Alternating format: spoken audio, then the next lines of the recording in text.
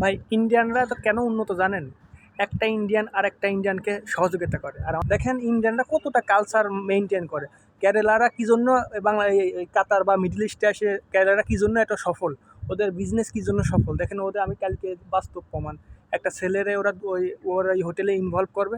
তারে ফোন দিল, এক কেরালা আরেক কেরালায় ফোন দিল। বললো ওরে ৫০০ টাকা দাও, ও ওখান থেকে আসুক, অন্য জায়গায় জব করতেছে, ওখান থেকে আসবে, ওরে আর ওরাই ৫০০ টাকা পাঠাইলো। তো দেখছেন, আর আমার বাংলাদেশি ভাইরা কি করে? আমার বাংলাদেশি ভাইরা একটা জব খুঁজে দেবে, ৫০০ টাকা ১,০০০ টাকা পর্যন্ত চায় বসে। ভাই এটা কি?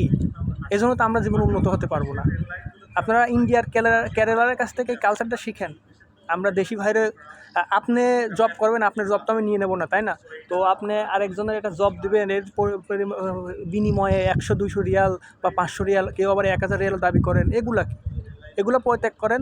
আর জীবনে কিছু করতে পারেন, একজনের উপকার করেন, আল্লাহ আপনারাই করবে। আপনি হয়তো সেই সময় একটা প্রতিদান পাবেন না, অবশ্যই ওই প্রতিদানের জন্য একটা প্রতিদান আপনি আল্লাহর কাছে পাবেন। তো এই জন্য আমরা ইন্ডিয়ার কেরালাদের কাছ থেকে এগুলো শিক্ষা নিই। ওরা কী জন্য এত বিজনেসে উন্নত।